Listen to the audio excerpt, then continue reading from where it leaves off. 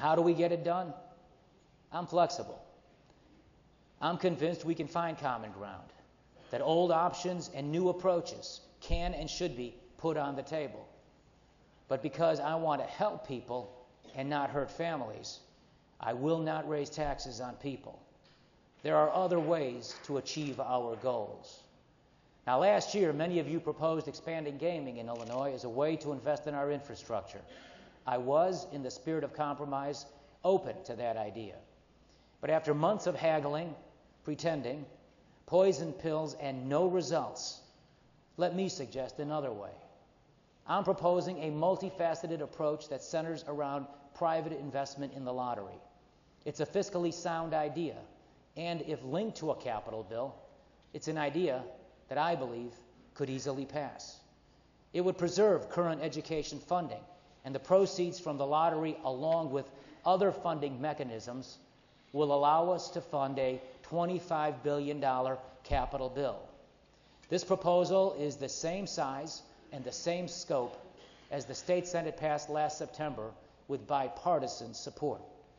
I am appointing a team of business, labor, and government leaders to join with me and the other legislative leaders to immediately begin work on passing a comprehensive capital bill. I am inviting the members of this working group to be as much a part of the process of passing a capital bill as the governor, the legislative leaders, and the members of the General Assembly. These leaders know we need to act now to strengthen the economy. We know it too. The idea of giving parents more money to help pay for their children and the things their children need is exciting.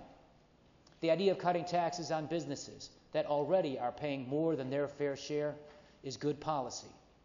The idea of a major public works program that puts hundreds of thousands of people to work in every part of Illinois, what's not to like? All of this is a way forward to help families and to strengthen our economy. I can't wait to get started. But, like most things in life, nothing good worth doing comes without some sacrifice. To give families and businesses more of their money back, we have to cut spending.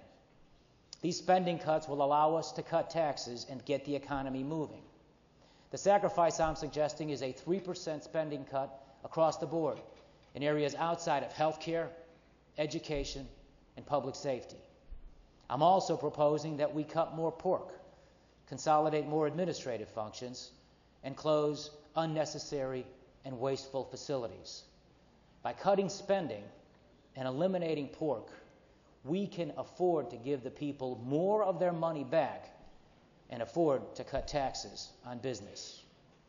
If we manage our budget in tough but clear-eyed ways, we can move, and move quickly, on strengthening our economy.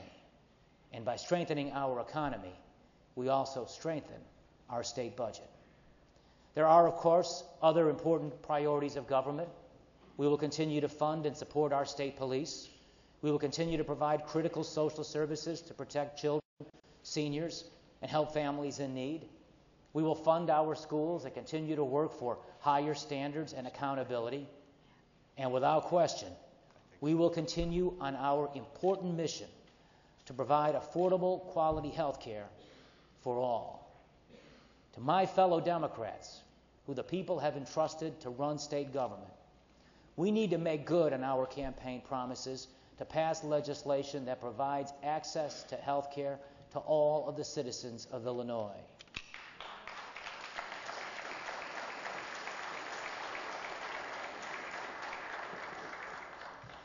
The Democratic Party platform of Illinois states that health care is one of the most critical issues facing families.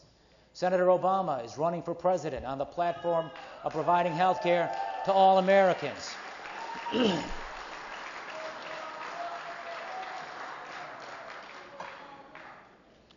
I am calling on the Democratic leaders here in Springfield to join Senate President Jones and me and do what our party platform pledges and expand access to health care to all of the citizens of Illinois. We all know the urgent tasks that lie ahead. We have a deadline. It is real. It is the deadline that every week a family faces when balancing a paycheck against the cost of gas, electric rates, food prices, and an economy that is faltering. Build our infrastructure. Give families more of what they've earned and now need. Help businesses by cutting their taxes so they can create jobs. These actions by us now will strengthen our economy now. My father spent every working day punching a time clock. I grew up in a neighborhood where people worked shifts, and those shifts were defined by the mechanic click of punching in and punching out. I can hear that noise now.